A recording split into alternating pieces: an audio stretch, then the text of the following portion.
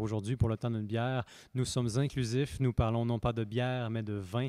Sauf que, tenez-vous-le pour dit, on parle quand même de gens et de leur histoire. Nous sommes exceptionnellement en France. Nous sommes près de la ville de Bordeaux, mais ça sera important plus tard pour le balado. On n'est pas à Bordeaux, on est dans les alentours. Je suis en ce moment avec François Chollet, qui est le propriétaire ici du vignoble Château Montgaillard. Comment ça va, François? Ça va très bien, Pierre. Je te remercie d'être venu et sois le bienvenu. Donc, on est situé dans le sud de Bordeaux, à 50 km en dessous, près d'une ville qui s'appelle Langon, un petit village qui s'appelle Saint-Mexant, où il y a 1600 âmes, mais une culture de la vigne importante depuis quelques siècles maintenant. Voilà. Et on est sur l'appellation Cadillac-Côte de Bordeaux. Parle-moi un peu de cette appellation-là. Alors, bon, pour faire simple, à Bordeaux, nous avons 60 appellations. Donc, les principales sont les plus connues, souvent soit dues à leur ancienneté ou à leur surface. Donc, pour citer les plus importantes, ça va être le Médoc, on va avoir Saint-Émilion, on a tout le côté des Graves, Pessac-Léognan. Mais on a aussi des appellations qui sont très intéressantes, moins connues, mais qui offrent de très bons rapports qualité-prix et dont les qualités sont en augmentation assez régulière actuellement. C'est les appellations des côtes. Donc les côtes sont composées de 5 appellations. Je peux les citer si tu veux. Donc il y a les côtes de Bourg, les côtes de Blaye, les côtes de Castillon, un tout petit qui est au-dessus des côtes de Castillon dans le Libournais qui s'appelle les côtes de Franc. Et puis pour finir, mon appellation qui sont les Cadillac Côtes de Bordeaux, qui est une appellation qui est assez connue, non pas par le vin, mais par les voitures, puisqu'il y a une firme américaine d'automobile, donc aux States on dit Cadillac, mais bon, c'est bien issu de la ville de Cadillac, puisqu'il y avait l'homme qui a donné le nom à la firme, qui avait fait un bref passage à Cadillac, avant de devoir aller sur les États-Unis. Voilà. Ça a même donné une expression fameuse au Québec et même peut-être en France, quand on dit que ceci est la Cadillac de quelque chose, la Cadillac étant une norme d'excellence. Voilà, j'espère qu'il y aura le même rapport avec le vin, puisqu'on a quand même des vins qui aujourd'hui au niveau qualitatif ont fait de très gros progrès et peuvent parfois sur certaines cuvées bien travailler, rivaliser avec des appellations supérieures et heureusement à des prix bien intéressants.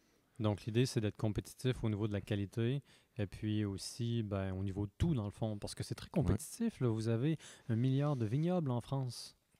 Oui, et d'autant plus aujourd'hui parce qu'il y a beaucoup de régions qui étaient anciennement productrices, puisqu'il y en avait un peu partout finalement, qui se remettent à faire du vin.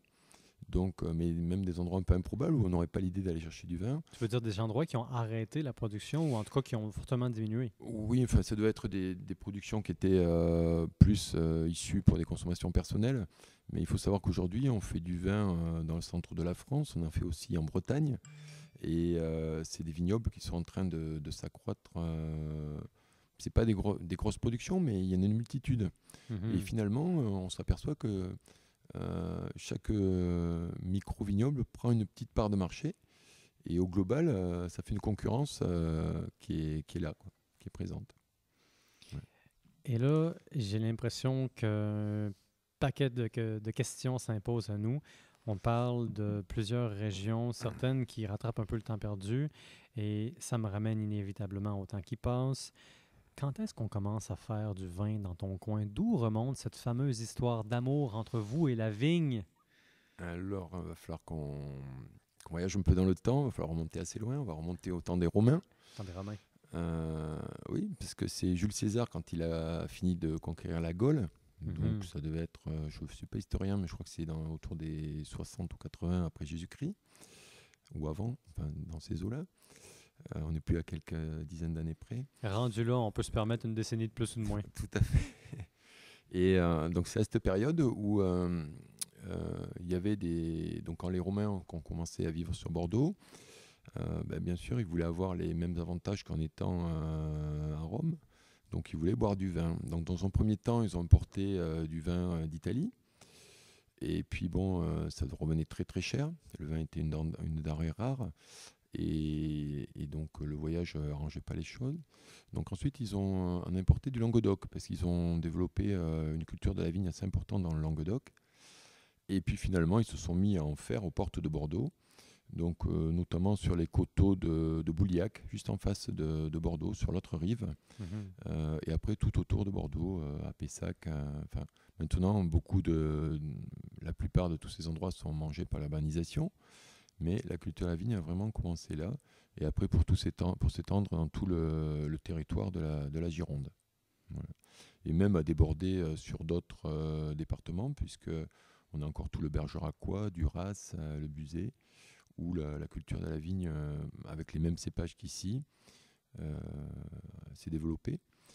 Et ensuite, à la Révolution, quand il y a eu le découpage des départements, donc, puisque c'est les Girondins qui étaient au pouvoir à ce moment-là, donc on s'est fait un gros département pour nous, on a enlevé toutes les régions qui n'étaient pas directement dans la Gironde, et ces régions-là ne pouvaient plus faire de Bordeaux, les vins ne pouvaient plus descendre le fleuve pour faire des Bordeaux. Donc c'est devenu d'autres appellations que j'ai citées précédemment, qui sont Bergerac, Duras ou Buzet-sur-Baïse. Voilà. Est-ce que le même phénomène s'applique aux vins d'ici, de la région de Cadillac? Non, la région de Cadillac a une petite mutation, puisque autrefois, jusqu'en 2009, ça s'appelait les premières côtes de Bordeaux.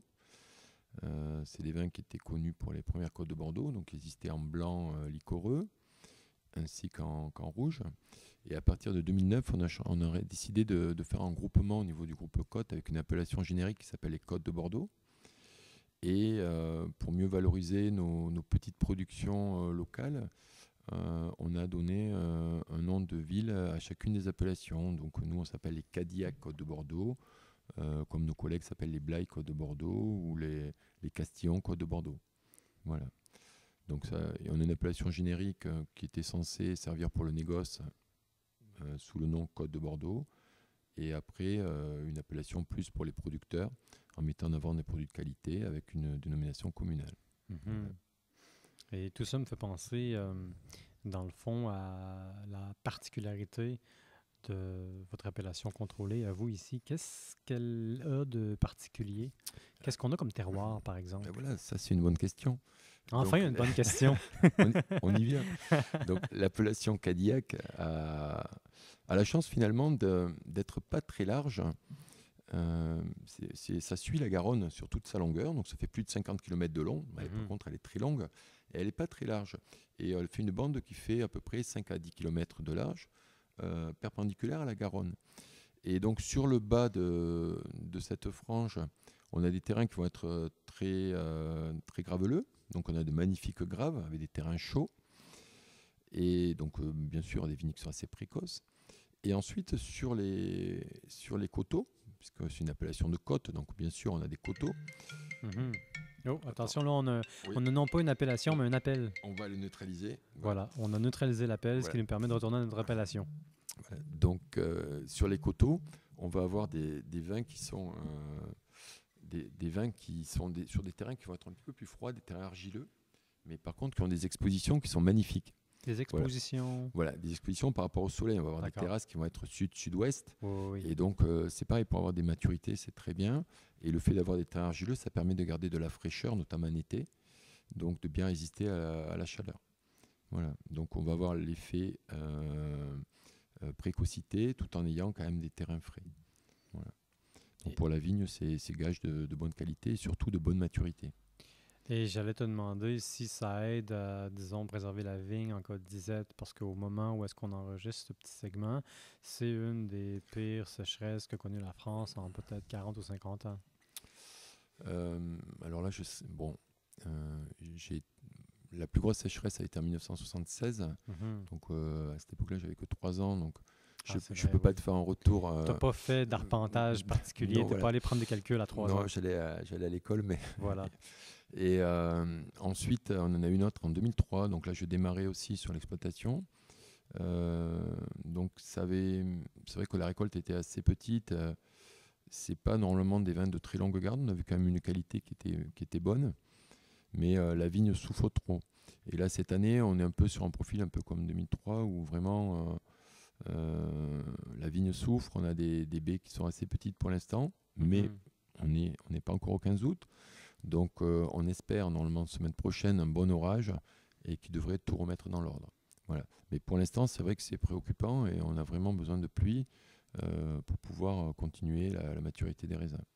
Ben écoute, moi je te propose un échange. J'étais dans les Hautes-Pyrénées là, jusqu'à ce matin même et là-bas j'y ai passé 5 jours. À chaque journée, il y avait un gros orage. Donc je te propose qu'on échange la sécheresse dans le fond du Bordelais et de la Nouvelle-Aquitaine pour le surplus d'orage qu'on trouve dans la région du pays de Toy. On fait un échange. Donc je suis preneur, T'es preneur, mais d'accord. il faut savoir que sur toute la chaîne pyrénéenne, il y a quand même un microclimat. Mhm. Et justement, cette chaîne de montagne arrête les nuages et il y a quand même des précipitations régulières. Ouais. Cela dit, on a la Garonne, notre fleuve local, qui prend sa source dans les Pyrénées. Donc l'eau que tu as reçue là-bas va nous arriver par le fleuve dans quelques jours. Avec moult sédiments brunâtres. Voilà, entre autres. Voilà. Il faut dire quand même que c'est une énorme rivière. Là. C'est grand, puis ça charrie beaucoup de choses. Ça part de l'Espagne. Et puis ça a un effet modérateur aussi, j'imagine, sur le climat de la région. Alors c'est intéressant que tu en parles parce que, alors personnellement, j'ai remarqué au niveau de mon exploitation, notamment en hiver quand il y a des gelées, ou même au printemps, il y a un petit microclimat. C'est-à-dire qu'ici, on va avoir des gelées qui seront moins fortes par rapport à 10 km un peu plus loin. Des gelées on va gagner à peu près 1 ou 2 degrés. Donc on aura un peu moins froid et ça fera un effet un peu modérateur. Mhm. Voilà. Donc c'est un rôle intéressant. Et après, la Garonne vient de ses affluents qui est le Ciron, est un facteur très important, notamment pour mes confrères qui sont dans le Sauternais, pour l'installation de la pourriture noble. Mais ça, peut-être que tu feras un autre balado là-dessus.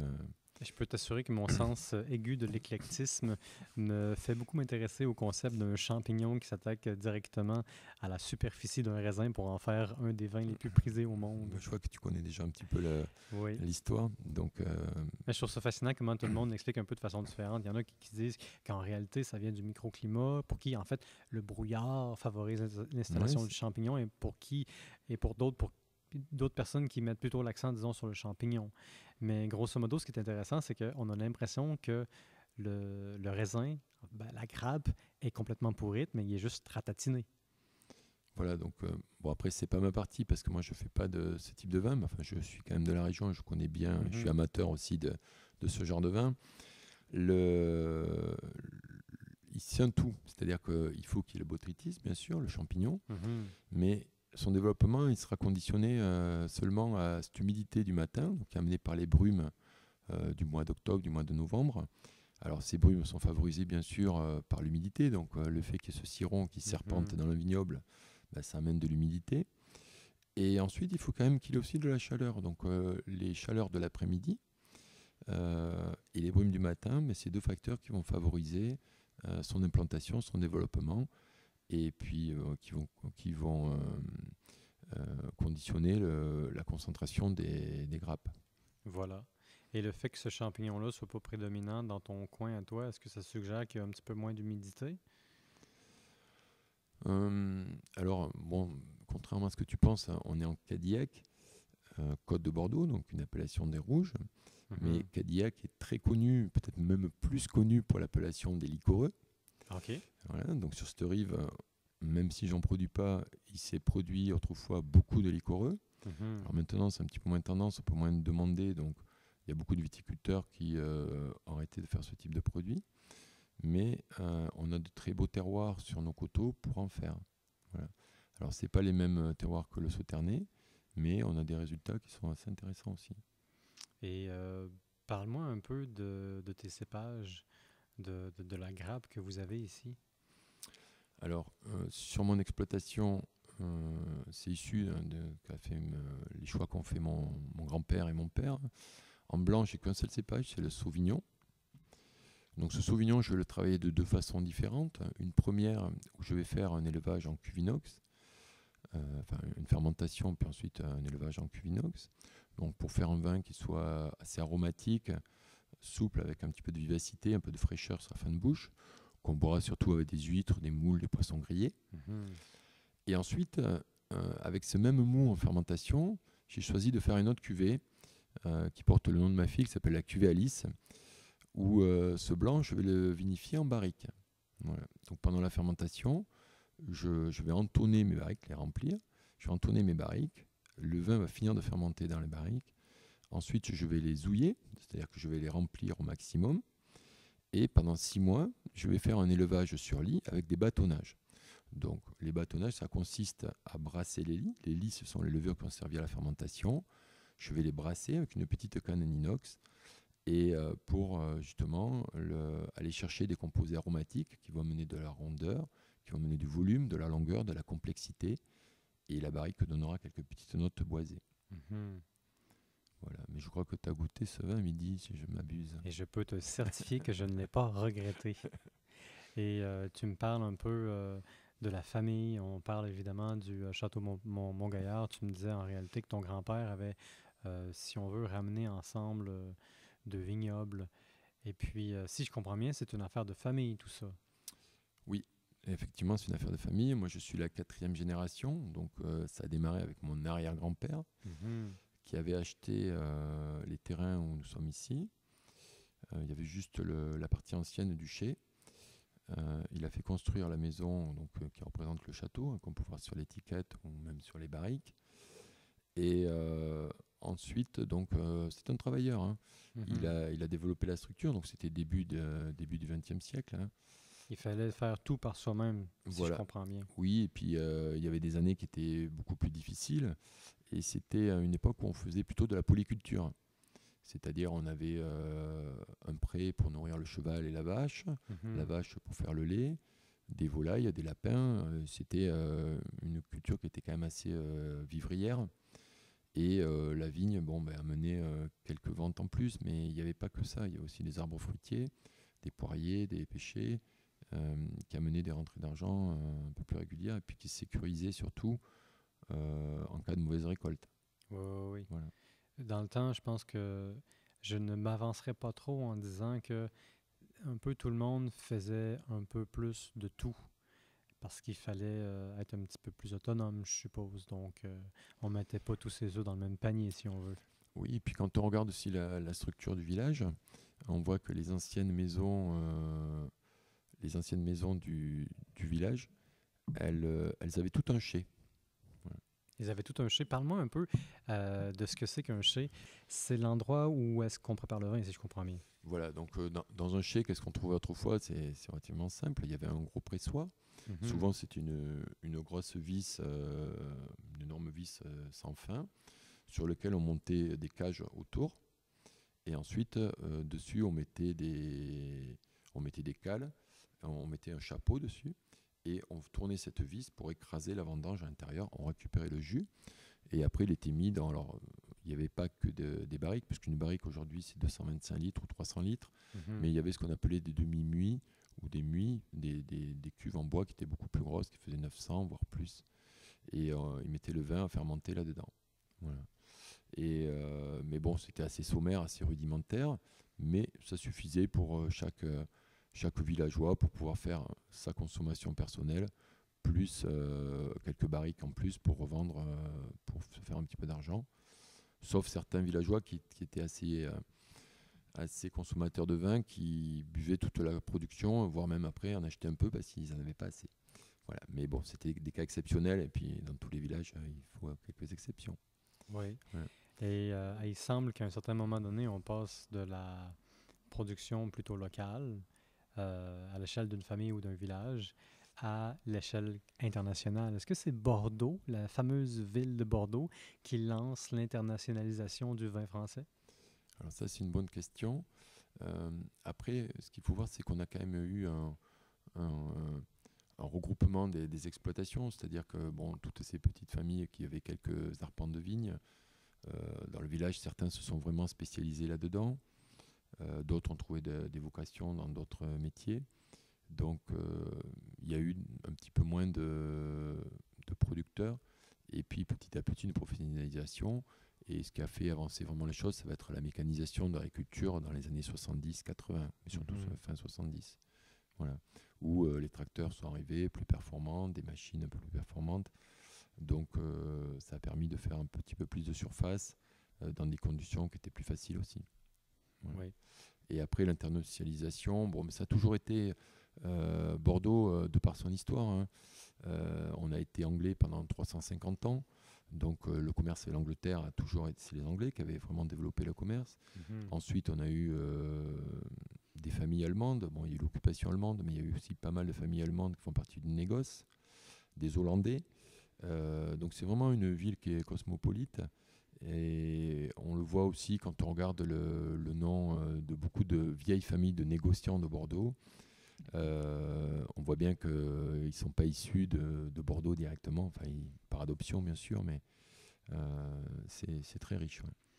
Et dernièrement, bon, ben, le grand Eldorado de Bordeaux a été, dans la première décennie des années 2000, avec la conquête de la Chine, puisque Bordeaux est arrivé très vite à occuper, je crois, c'était 50% des importations de vin en Chine, ce qui est énorme. Hein. C'est énorme, Voilà. considérant que c'est la première Voilà. population mondiale et qu'ils Voilà. ont soif. Tout à fait. Et puis, on était dans une période où, en plus, il y avait quand même une surproduction à Bordeaux. Donc, on avait des volumes. On ne savait pas trop quoi en faire. Et ça intéressait les Chinois. Et qualitativement, c'était bon. Ça leur a plu. On avait des vins souples qui étaient sur le fruit, faciles à boire. Et de suite, ça leur a plu. Et ça nous a bien servi. Et commercialement, on avait été très bon. On allait présenter nos produits. Beaucoup de viticulteurs ont fait le voyage. Certains ont même ramené des Chinoises. Certains sont tombés en amour. Il n'y a rien de plus français que d'aller à l'international et de tomber en amour. Ou peut-être Après, même rien de plus humain. Non, mais c'est la réputation des Français. Oui, d'être charmeur, d'être. J'ai l'impression de tomber dans des clichés sur clichés sur clichés ici. Non, pas du tout. Pas du tout. Non, mais après, c'est réel. Hein. Il y a quelques viticulteurs qui ont épousé des Chinoises. Mais après, on ne peut pas l'empêcher du moment qu'il y a qu'on se déplace pour aller quelque part. Il peut y avoir ce genre de choses qui arrivent. Mais moi, je trouve que c'est des belles histoires. Ben oui, justement, écoute, on parle de voyage, on parle de passion, on parle parfois de passion en commun, on parle de découverte. Évidemment, tu mets un petit peu de romance là-dedans et ça fait un brassage du tonnerre. Et toi, tu es allé en Chine aussi, tu es allé Voilà, donc arpenter le marché. moi, je m'étais marié avant, donc je n'ai pas ramené de Ok, toi, Chinois. tu as été sauf, là, on t'a épargné. Tout à fait. Ouais. Je me suis concentré sur mon travail. Donc oui, j'ai attaqué le marché chinois. Donc je suis parti, ça devait être autour des années 2005 à peu près, 2005-2006. Alors au début, c'était bon, je m'étais pas mis d'objectif, c'était plus pour regarder un peu le marché via Hong Kong, puisqu'on avait la chance via notre profession de faire la fête du vin à Hong Kong. Donc c'est la fête du vin, c'est le même modèle que vous avez, c'est à Québec, c'est ça? Sais-tu, je pourrais même pas te le dire. C'est toi qui m'as appris qu'on avait la fête du vin au Québec. Bon, Encore une fois, on révèle mon ignorance ici. donc tu vas aller voir. Je vais aller voir. Donc le premier modèle avait été bien sûr créé à Bordeaux. Ensuite, il a été dupliqué à Hong Kong, parce qu'Hong Kong est une ville jumelée avec Bordeaux qui était très, très intéressée par ce concept. Donc c'est tous les 2 ans à Bordeaux, mais Hong Kong, eux, ils le faisaient tous les ans. Voilà. Et ensuite, ça a été dupliqué donc, dans ton pays, tu vas te renseigner. Et ensuite à Bruxelles également. Voilà, donc il y a quelques villes qui font la fête des vins de Bordeaux, comme ça. Et Hong Kong était intéressant. Je me suis dit, ça peut être une porte d'entrée pour le marché chinois, au moins dans un premier temps, de pouvoir voir quelle est la vision qu'ont les jeunes hongkongais, hongkongaises du vin de Bordeaux. Qu'est-ce qu'ils en pensent? Est-ce qu'ils aiment ça? Avoir une idée d'un peu de cette clientèle asiatique, ce qui les intéressait. Quels sont leurs goûts? Tout à fait, voilà. Voilà. Et donc, la surprise a été grande, parce que quand je suis arrivé, la première année, donc c'était la deuxième édition, ils étaient un peu curieux, ils ne connaissaient pas trop. Et déjà, la deuxième année, ça les intéressait beaucoup plus. Et la troisième année, ils étaient presque connaisseurs, quoi. Donc, il y avait une Ça évolue vite. Ouais, ça évolue très vite sur l'Asie. Et donc, il y avait des Français qui étaient sur Hong Kong qui m'ont dit qu'il y avait des écoles de vin qui s'ouvraient tous les mois sur Hong Kong. Et dès que c'était ouvert, c'était complet. Donc, les gens avaient une soif d'apprendre, de connaître les vins bon, peut-être pas que de Bordeaux, mais enfin au moins de Bordeaux, qui était importante. Et puis après, on le voyait quand on discutait avec eux pendant la fête du vin, ils savaient ce qu'ils voulaient, quoi. Soif d'apprendre semble une expression délicatement choisie qui représente bien la réalité. Mais là, ça fait quelques années. Aujourd'hui, est-ce que le marché de la Chine est toujours aussi important pour Bordeaux et les régions autour, ou en tout cas pour le vin français? Alors, malheureusement, on a subi quelques déboires qui ne sont pas de notre propre chef, parce que nous, on a continué à produire des vins de qualité, à les envoyer. On se déplaçait sur le marché asiatique pour rencontrer nos clients, donc on a fait le boulot. Le problème a été plus politique, c'est-à-dire qu'on a d'autres pays concurrents, on peut les citer, il n'y a pas de souci, qui sont le On Chili. est tous des amis. Voilà. C'est aussi simple que ça. J'ai rien contre eux, ils ont fait leur job. Et donc des pays concurrents qui sont le Chili et l'Australie, qui, au niveau des gouvernements, avaient négocié des accords de libre-échange avec la Chine. Voilà. Donc on savait qu'au bout de 5 ans, ils allaient avoir 0 taxe, alors que nous, on allait continuer à avoir des taxes. Donc évidemment, il y a une distorsion de concurrence. Et donc les Chinois, ils attendaient que ça finalement, d'avoir des nouveaux produits encore moins chers. Donc quand ils sont arrivés sur le marché, c'était un raz-de-marée. Et donc on a perdu des parts de marché assez importantes à ce moment-là. Mais le Bordeaux reste quand même dans le cœur des Chinois, et on voit que chaque fois qu'on va à un salon ou même quand on discute avec nos agents ou des contacts qu'on peut avoir, il y a toujours une place pour nous. Il y a toujours Voilà. une place pour le Bordeaux Tout à ou fait. pour les vins de Cadillac, Côte de Bordeaux. Exactement. Quand je dis Bordeaux, c'est les appellations générales. Ouais. Mais la spécification Cadillac, pour l'instant, manque un petit peu de notoriété en Chine. Mais Il va récemment, falloir travailler là-dessus. exactement, récemment, j'ai rencontré des Chinois et Mon cellulaire est en train de s'imaginer des choses et me parle sans avoir été sollicité Convié. du tout. Voilà. donc j'ai rencontré quelques distributeurs sur la Chine, et il y a peut-être des choses à faire sur le Cadillac, sur des cuves un peu haut de gamme. Donc on va regarder ça de près. Ouais. Ben, ça me fait penser. Et là, ça, c'est une grande question. La question à 100 000 $. A-t-on besoin, quand on n'est pas l'un des plus grands producteurs en France, d'exporter à l'international? Est-ce nécessaire pour avoir du succès? Alors, le fait d'être. Quand tu dis grand producteur, tu parles en volume, en notoriété ou les deux? Volume. En volume. Parce que moi, je regarde ça en part de marché, je regarde ça en volume. Je me dis, plus tu as du volume, plus tu peux vendre beaucoup à moindre prix pour tout le monde. Parce que tu peux faire des économies d'échelle. Puis peut-être que c'est pas la bonne façon de le voir, mais c'est comme ça que je le comprends. Donc, ta question, la réponse découle de source. C'est-à-dire qu'effectivement, on est un des plus gros producteurs d'AOC en France, puisqu'on a à peu près, alors ça fluctue évidemment d'une année sur l'autre, mais on est autour des 115 000 hectares. En tout en France? Non, sur Bordeaux. Ah, pardon. Juste sur Bordeaux. D'accord. Voilà. Donc, il est évident que sans l'international, ça serait compliqué d'écouler tout ce vin sur le marché français, puisque le marché français, c'est un marché qui décroît au niveau de la consommation depuis à peu près la dernière guerre mondiale. Ah Voilà. oui, à chaque année, on boit un petit peu moins de vin? Tout à fait. On est passé sur des consommateurs qui étaient réguliers, alors pour certains même un peu trop réguliers, puisque c'était de l'ordre de plus d'1 litre par jour, donc on était sur des consommations excessives, à des consommations qui sont maintenant occasionnelles. Mais on le voit au niveau de la segmentation de l'offre. On était surtout sur des marchés de vins plus d'entrée de gamme à la sortie de la guerre, voire des vins de table, des vins, ce qu'on appelle le rouge qui tâche, des vins vraiment d'entrée de gamme. Voilà. Et c'est pas gentil ça comme expression. Non, mais alors il est comment le vin? Ah, ça tâche, ça tâche.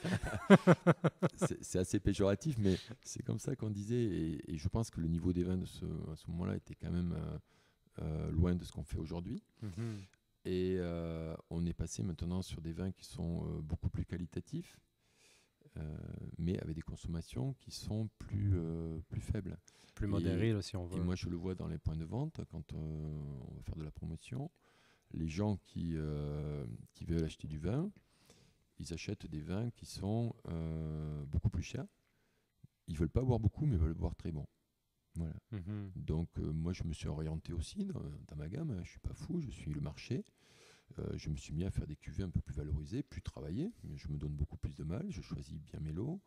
Je les élève dans des barriques haut de gamme. Je les garde le temps nécessaire jusqu'à ce qu'ils soient prêts à boire. Et ça me permet de vendre des vins beaucoup plus valorisés, qui me coûtent plus cher à produire, certes, mais qui sont plus longs à produire aussi. Donc j'ai segmenté mon offre en 2 types de produits. Je vais avoir une partie où c'est des vins à rotation rapide, notamment pour le rosé, qui est un marché qui est en pleine explosion sur Bordeaux, notamment sur la côte hollandaise, la côte de Girondine aussi. Mhm. On a un afflux de touristes, donc l'été, on a une grosse consommation de rosé. Les touristes aiment plus le rosé que Mais le blanc, peut-être, ou le c'est-à-dire qu'ils rouge? ils viennent chez nous dans la région l'été. Donc Ah, voilà, c'est l'été la clé. on aime bien boire un rosé frais sur la terrasse, Oui, oui, oui. surtout quand il fait comme aujourd'hui près des 40 degrés. Oui. C'est plus facile que de boire un rouge qui va être un peu tannique et puis qui sera jamais à bonne température parce qu'il fait vraiment trop chaud. Ouais. Voilà. Ça tape un petit peu plus aussi. Voilà. En tout cas, on a l'impression que ça tape plus le rouge. Voilà, donc on a vu qu'on avait un potentiel de vente de rosé qui se développe avec une grosse croissance, notamment l'été. Donc c'est intéressant, ça fait des vins à rotation rapide. On le ramasse en septembre, on le vend l'été d'après. Mhm. Donc ça fait un retour sur investissement qui est intéressant. Ensuite, on a un accroissement des ventes de blancs. Donc les blancs, c'est pas qu'à Bordeaux, c'est général, surtout sur toute la France. Il y a une demande de blanc à l'international, mais en France aussi, qui est en train de progresser. Donc c'est pareil, c'est des vins à rotation rapide.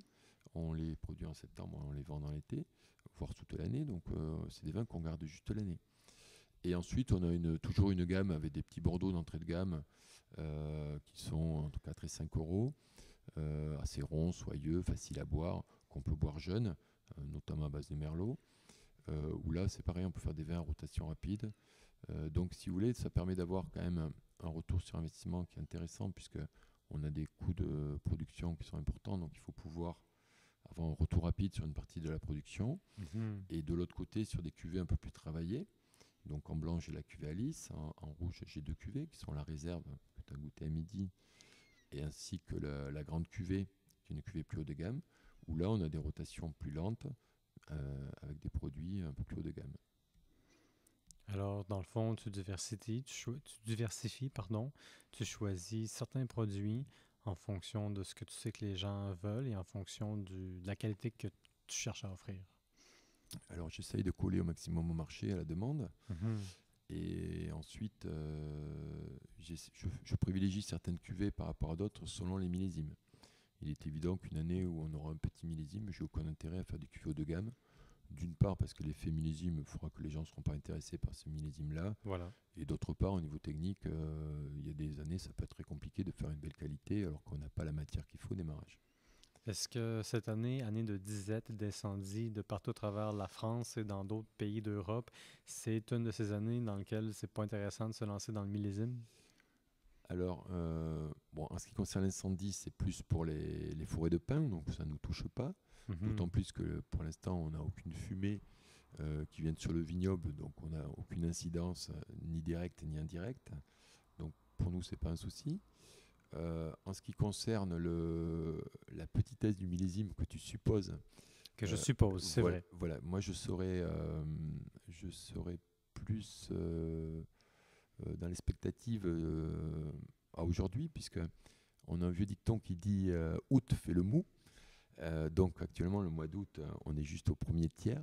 Donc tout peut arriver et on a vu des fois des vendanges magnifiques, juste avec un changement au mois de septembre ou sur fin Mhm. août. Donc tant que le raisin n'est pas vendangé, tout peut arriver. Donc je te demanderai soit de me rappeler plus tard, On va en reparler, mais je de comprends. reparler plus tard. C'est pas C'est- fini tant que c'est pas non, fini. non, surtout que le fait qu'on ait toute cette chaleur, on a quand même des. Moi, j'ai regardé un peu ce matin, je suis allé dans les vignes, hein. Je vois sur les merlots, on a quand même des véraisons qui ont été très régulières, hein. Toutes les baies sont devenues violettes, il n'y a plus de baies vertes. Donc, on a des choses qui se sont bien passées. Mhm. Après, il ne manque pas forcément grand-chose, hein. Un petit orage, un peu de pluie, et ça inversera la machine et on peut faire quelque chose de très bien. Donc, j'ai eu tellement de. Tu sais, je me suis installé en 2001, donc ça fait déjà une vingtaine de vinifications que j'ai fait. Et aucune année est identique. Et il y a eu tellement de renversements de situation qui font que, à la limite, tant que c'est pas rentré, je suis pas inquiet, quoi. Voilà, Mhm. tout peut arriver encore. Malgré tout, on est à l'heure où est-ce que tout le monde parle des changements climatiques et je me demande si c'est quelque chose qui, comme enjeu, t'inquiète en tant que viticulteur. Alors, ce qui m'inquiète, effectivement, hein, c'est quelque chose qui est inquiétant parce qu'il va y avoir des virages à prendre, il va falloir adapter son Des entreprise. décisions difficiles, peut-être? Tout à fait. Et actuellement, il y a plusieurs possibilités qui vont s'offrir à nous, mais on ne sait pas laquelle prendre, quoi. Mhm. Est-ce qu'on change les cépages? Est-ce qu'on garde les mêmes cépages mais on change le mode de conduite de la vigne en le palissant moins, en faisant retomber, en mettant moins de palissage? On l'adapte un peu comme sont les vignes dans le sud. Euh, Est-ce qu'on fait les deux, changer le cépage et changer le mode de conduite? Est-ce qu'on aura l'irrigation ou pas? Voilà, donc il y a des questions que l'on se pose. On aimerait que l'interprofession soit un peu plus active sur ces sujets. Bon, pour l'instant, on n'a pas de retour. Je ne sais pas, pour l'instant, je réfléchis encore, mais je sais qu'il va y avoir des décisions à prendre. Et bon, on peut peut-être les prendre sur des petites parcelles, voire en faire des tests. Mhm. Mais on aurait quelque chose de collectif, un projet collectif, ça serait peut-être plus facile. Voilà. Donc, on n'a pas le choix d'expérimenter, mais en même temps, expérimenter avec quoi? Parce que le problème, c'est pas nécessairement les changements climatiques, c'est l'incertitude.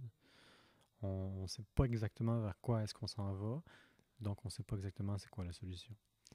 On manque de recul, c'est-à-dire que Mhm. le, ce que je regrette un peu peut-être, c'est qu'on n'ait pas fait des tests il y a une dizaine, une quinzaine d'années, en implantant à Bordeaux différents cépages, en regardant un peu de près ce qui se passe, et ensuite faire des choix globaux pour tout le monde, ou éventuellement pour une partie, ou qu'on puisse. Mais là, actuellement, on n'a pas de recul, donc il va falloir que soit chacun fasse ses tests de son côté, ou alors attendre vraiment longtemps que le voisin ait fait le test. Donc, euh, des fois, c'est pas bien d'être trop avant-gardiste, mais il faut pas être trop à la traîne non plus, quoi. Ouais, encore une fois, Voilà. c'est une question d'équilibre. Voilà. Mais après, moi, j'ai toujours eu une politique, c'est pas mettre tous mes œufs dans le même panier. Donc, essayer certaines choses, je pense que ça peut être intéressant quand même.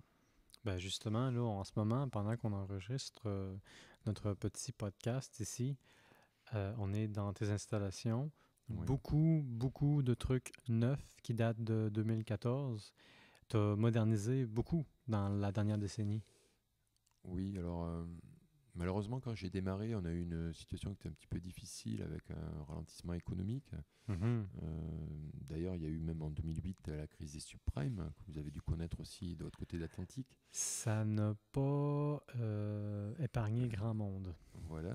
Et ce qu'il faut savoir, c'est que du jour au lendemain, un vignoble comme Bordeaux, qui commercialisait à peu près 5,5 millions d'hectolitres, l'ensemble du vignoble, hein, sur toutes les appellations confondues, 5,5 millions d'hectolitres par an, s'est retrouvé d'une année sur l'autre à perdre 1 million d'hectolitres de commercialisation. Donc ça fait que pendant pratiquement les 10 premières années de mon installation, mis à part les achats que j'ai faits quand je me suis installé en tant que jeune viticulteur, on croit dans beaucoup de choses, donc on fonce. Bon, Ah non. je regrette pas, hein, j'avais pu les financer, mais j'avais pas pu investir après par la suite. Donc pendant les 10 premières années, j'ai pas investi, j'ai pas pu mettre à niveau mes installations comme j'aurais voulu. Mhm. Donc quand j'ai commencé après à prendre des marchés sur la Chine et développer un peu les ventes localement également, quand ça a mieux marché à partir des années 2010, de 2010 à 2021, mais j'ai dit, bon, mais maintenant, je commence à être en âge de faire les investissements que je veux, si je veux avoir le temps de les financer d'ici ma retraite. Donc, je me suis dit, bon, mais je vais faire ce qui me manque. Donc, j'ai fait un chai supplémentaire. J'ai acheté la batterie de cuve que tu vois à côté pour pouvoir avoir plus de place. Et ensuite, comme je voulais développer les ventes en bouteilles, j'ai besoin de place pour stocker mes box de bouteilles et développer également les barriques. Donc, ça m'a permis dans ce chai de pouvoir tout faire. Et ensuite, au niveau du pressurage, on avait un pressoir qui était quand même fatigué, avec une technologie qui était un peu plus ancienne. Donc, ça m'a permis de passer au pressoir automatique, Mhm. qui permet d'avoir une qualité pour les blancs, les rosés, qui est superbe, mais aussi pour les vins de presse en rouge, qui permet d'avoir beaucoup de finesse, quoi. Donc, Voilà. vous êtes allé dans le contrôle de la qualité, là, vraiment. Voilà, améliorer, les objectifs, c'était toujours pareil, c'est améliorer la qualité, bien Mhm. sûr, ça c'est toujours l'objectif numéro un, et ensuite avoir plus de facilité pour travailler. Et ce qu'on a fait aussi, mais que tu n'as pas vu directement, j'ai fait monter aussi une régulation de température sur l'ensemble de la cuverie en inox, qui me permet, donc, pendant les vinifications, de plus me soucier de la température. J'ai juste à la programmer et elle est constante. Et surtout après, tu vois, comme des chaleurs comme aujourd'hui, ça me permet de garder mes vins à 19 degrés, quoi qu'il arrive à l'extérieur. Ça permet aussi d'avoir du bon temps à l'intérieur, à enregistrer un balado, à ne pas complètement suer comme une rivière dehors. Voilà, ça c'est offert par la maison. Je pense que c'était ton meilleur investissement à vie, clairement. Subventionner les Québécois qui visitent avec 2-3 micros. Mais tu m'as inquiété un petit peu plus tôt, sais-tu, quand tu me parlais, tu m'as inquiété. C'est inquiétant, puis en même temps, ça ne l'est pas, mais je peux comprendre pourquoi ça le serait. C'est la consommation qui diminue pour l'alcool ou en tout cas pour le vin en France. Ça me rappelait les quantités historiques d'alcool pur, disons, qu'on consommait au début du 20e siècle, qui sont à des années-lumière de ce qu'on a aujourd'hui. Je regardais par exemple la Belgique. La Belgique, là, on peut parler de entre 200 à 300 litres d'alcool, litres de bière par année. Pas alcool pur, là, parce que l'alcool pur, c'est vraiment beaucoup. Et ça, c'était en tête de pipe. C'était vraiment au sommet du palmarès. C'était énormément de bière. Puis en à peu près 30 ans, la consommation d'alcool a diminué d'à peu près un tiers. C'est énorme. Cette bière-là, elle est allée quelque part. Les brasseurs belges se sont dit, eh bien, on a moins d'achats locaux, on va aller à l'international. Et ça a fait les grands groupes belges qu'on connaît aujourd'hui, les grandes brasseries belges qu'on connaît aujourd'hui. Je me demande si cette situation-là se transpose à la situation du vin dans laquelle, puisqu'il y a moins de consommation de vin en général, on n'est pas forcé en quelque sorte de soit produire moins ou de surenchérir sur l'exportation. Alors, ce que tu dis, c'est intéressant parce que c'est un petit peu la même chose qu'il y a eu sur le vin. J'espère que c'est intéressant. Aux sorties de la guerre, si je me souviens bien, on avait des volumes par habitant qui étaient énormes, hein, de l'ordre d'une quarantaine de litres de vin par an, par personne. Bon, maintenant, on est très loin de ces chiffres. Et en ce qui concerne l'internationalisation des vins de Bordeaux, mais bon, elle a toujours été. Un chiffre qui est rassurant dans ce que tu me dis, c'est que au niveau français, certes, la consommation baisse, mais au niveau international, comme on a de nouvelles nations qui se mettent à boire du vin ou qui augmentent un peu leur consommation, on a quand même une stabilité, voire un développement de la consommation de vin. Notamment un pays comme la Chine qui commence à boire un petit peu de vin. Alors évidemment, c'est pas tout le monde. C'est pas dans toutes les villes, c'est bon, surtout dans des grosses villes, voire qui sont un peu internationalisées. Mais puis des grosses villes en Chine, il y en a beaucoup. Mais tout ça, ces petits ruisseaux, ça fait quand même des grandes rivières. Et on a aussi un marché qui est en croissance chez un de tes voisins, puisque je crois que les États-Unis ont une croissance de consommation de vin. Alors peut-être si au dépend du Coca-Cola, mais j'y crois pas trop. Je préfère personnellement le vin au Coca-Cola, mais c'est parce que je suis pas un grand fan de Coca. Voilà, moi non plus. Et donc il y a des possibilités sur l'export. Alors par contre, peut-être la faiblesse qu'on a à Bordeaux, mais enfin il n'y a pas que ça, c'est que Bordeaux est constitué, si tu veux, de 6000 viticulteurs, 6000 propriétés, alors peut-être pas toutes familiales comme les miennes, mais beaucoup, une grosse majorité. Et ensuite 300 négociants. Alors pour les viticulteurs comme moi, partir à l'international, c'est pas donné à tout le monde. Non pas que je veux me mettre en avant, mais ça demande déjà au moins la maîtrise d'une langue étrangère.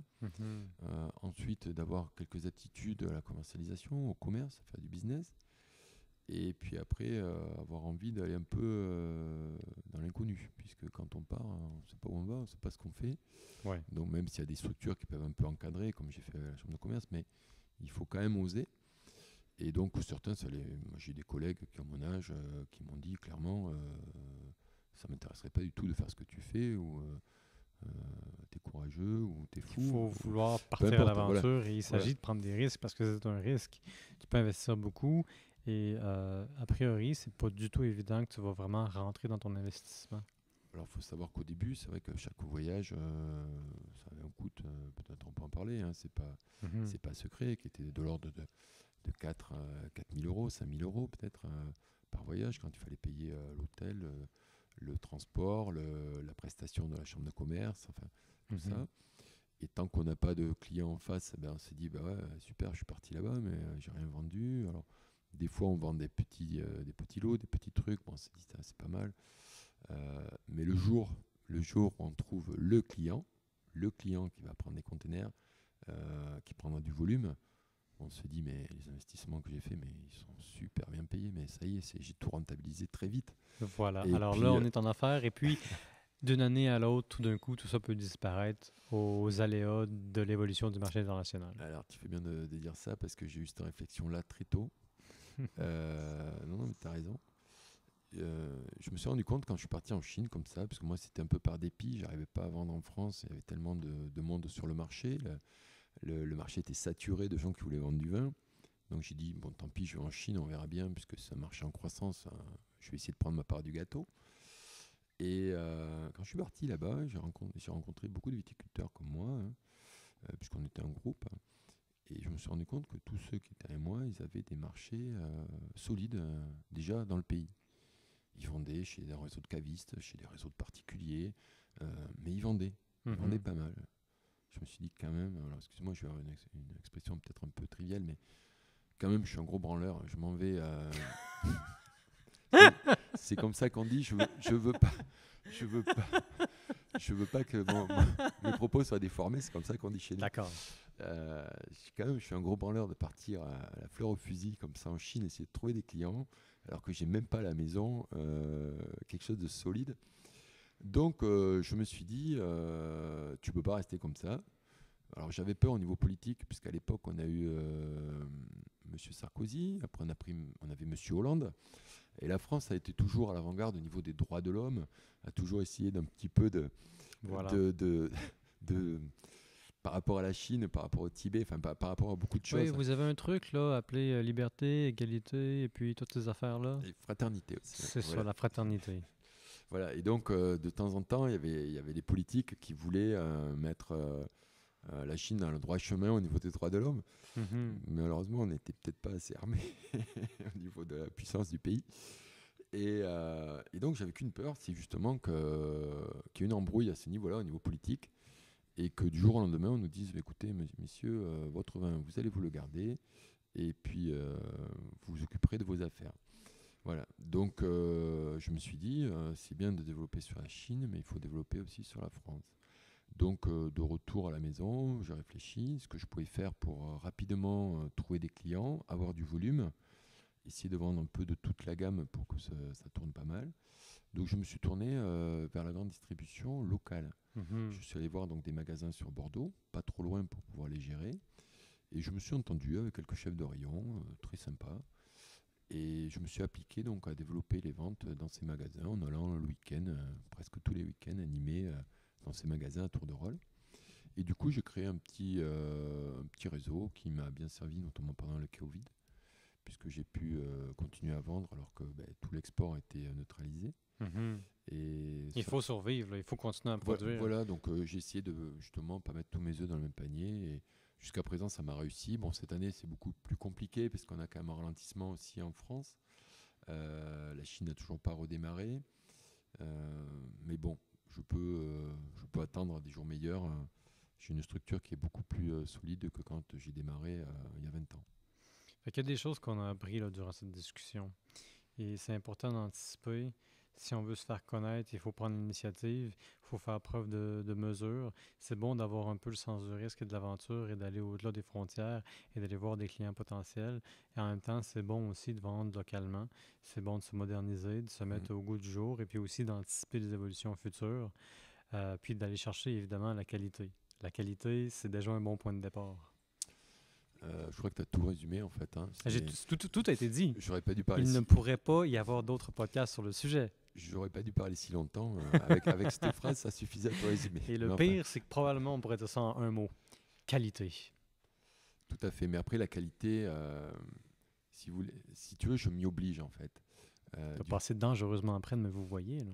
Du fait que je vends comme ça au contact des clients, même en magasin, hein, je suis présent dans les magasins, je vois mes clients, je les revois. Je fais en sorte qu'ils puissent me contacter. Donc je suis présent sur Instagram, sur Facebook. Souvent il y a mon email au dos des bouteilles. Donc, ils peuvent me contacter, ils peuvent me joindre, c'est très facile avec les messageries. Et donc, je m'oblige à leur mettre des bons produits parce que moi, j'adore qu'ils me fassent des éloges. Ah, ben c'est sûr que quand on veut pêcher pour des compliments, on se prédispose à en recevoir. Oui.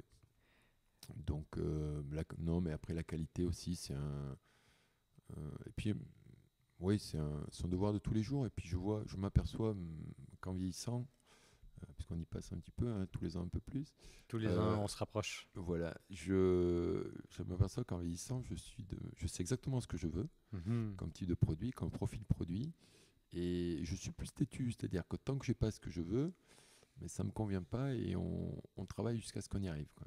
Voilà. Alors Mhm. je parle surtout au niveau des assemblages, hein. Donc ça c'est avec mon œnologue. L'assemblage, donc c'est quelque chose qui est propre à Bordeaux. Bon, ça peut se faire dans d'autres appellations aussi, mais à Bordeaux C'est c'est standard, disons que c'est assez ouais, uniforme, là. c'est une institution, c'est-à-dire Ouais. qu'on fait des vins d'assemblage, c'est-à-dire qu'on prend des vins de plusieurs cépages et on s'est aperçu que quand on les goûte séparément et quand on les goûte ensemble dans certaines proportions qui sont le choix du viticulteur et de l'œnologue, ben, plus on va avoir de variétés de cépages, plus on aura d'assemblage de cuves différentes, plus on aura de complexité, plus on aura quelque chose qui sera riche et Mhm. intéressant. Donc, quand je fais mes assemblages avec mon œnologue, je suis de plus en plus exigeant, quoi. On dirait qu'avec l'âge, tu vas chercher le courage ou en tout cas la témérité de tes convictions. Il y a une qualité qui se manifeste dans ta tête et elle se clarifie avec le temps. Oui, tout à fait. Le... Bon, après, les convictions, ça va être surtout d'essayer de faire bien, une belle qualité, Mhm. et puis avoir une satisfaction client, euh, un bon retour client, quoi. Je pense que c'est un bon point de chute pour notre délicieux segment, abreuvé d'ailleurs du Château Mont-Gaillard. J'ai pris plus qu'un verre, disons. Ce que moi j'en retire d'abord et avant tout, c'est que c'est d'abord le plaisir de faire les choses bien et d'aller créer une expérience, surtout une expérience gustative à l'heure où est-ce que, ben, en réalité, on s'éloigne un petit peu de la consommation juste pour consommer. Et qu'est-ce qui intéresse vraiment les gens? Le visage humain, le contact, la rencontre avec l'autre. Ce qui peut, en fait, être offert par un bon verre de vin, un bon verre de bière, mais surtout, c'est le contact humain à travers ça. Souvent, quand je suis dans les magasins, avant de mon vin, les gens sont contents. Ils me disent, mais ça fait vraiment plaisir de voir le viticulteur. Mhm. Ou des fois, de façon un peu plus cool, on va me dire, ah, mais je vous le prends parce que vous êtes sympa. Hey, je te le prends parce que t'as l'air chill. Vous êtes sympa, je vous le prends, puis en plus, vous faites l'effort de venir. Donc, Ben oui. voilà. Et après, il me renvoie, il me dit, mais c'était vraiment bon, là. Je vous en reprends. Mais c'est fou ce qu'un contact humain peut Ouais. changer, avec ou sans bière. Là, hein. On n'est pas là pour faire juste l'apologie de l'alcool. Pour moi, l'alcool, c'est le moment de départ pour examiner l'humain. Puis on n'a pas besoin d'alcool pour ça. On a besoin de bonne compagnie, puis juste d'un peu de temps. Mais après, dans le vin, bon, effectivement, il y a l'alcool, mais tu vois, il y a d'autres paramètres qui sont intéressants au cours de la dégustation, puisque l'alcool, ce sera juste à la finalité, c'est ce qui va amener peut-être la puissance, Mhm. la sucrosité sur la fin, mais on va avoir les tanins, la complexité du tanin, on va avoir le nez aussi. Donc, moi, je vois quand on déguste un vin avec des copains qui sont des très bons amateurs, on en parle. On parle de ce qu'on ressent, de ce qu'on trouve. Des fois, on est même un peu joueur. On va se cacher les bouteilles en essayant de trouver ce que c'est. Oui, oui, oui. Il y a des choses un peu marrantes. Et puis après, on compare ou on essaie de mémoriser par rapport à ce qu'on a déjà goûté, comment ça se situe ce vin-là. Enfin, il y a plein de possibilités qu'on n'aurait pas avec une autre boisson. Mhm. Parce qu'on mémorise certaines choses ou certaines expériences qu'on a eues et on se souvient, hein, même longtemps. Moi, je me souviens de certaines bouteilles que j'ai bu avec des copains et je peux encore en parler parce que non seulement on a passé un bon moment, mais on a eu une super expérience, quoi. Voilà. Pour le temps d'un verre de bière ou pour le temps d'un verre de vin, le temps d'une bière est un balado qui s'intéresse à l'histoire des gens, à l'histoire des expériences, à l'histoire du local, du municipal ou en tout cas de la place d'ici, peu importe où est-ce que ici c'est. Et dans tous les cas, c'est un balado qui s'intéresse à vous, à votre histoire. Écoute, François, Un grand merci pour avoir été avec nous pour le temps d'un bon verre de vin manufacturé avec amour par chez vous. Merci Pierre. Et ben, peut-être on se reverra dans ton pays, ça me ferait bien plaisir. Ben oui, viens faire un petit tour au Québec. Là. On va te dire bonjour, on va déguster ton vin. Avec plaisir. Et à ceux qui nous écoutent, à ceux qui nous ont suivis jusqu'ici, n'hésitez pas à vous abonner si vous aimez ce qu'on dit, si vous aimez notre contenu, si vous avez des idées, écrivez-nous, suggérez-nous des trucs. Et vous savez qu'on est réactif et qu'on aime qu'on nous parle. Donc écrivez-nous, abonnez-vous et surtout, continuez de nous écouter. Moi, je vous dis à la semaine prochaine. Cheers!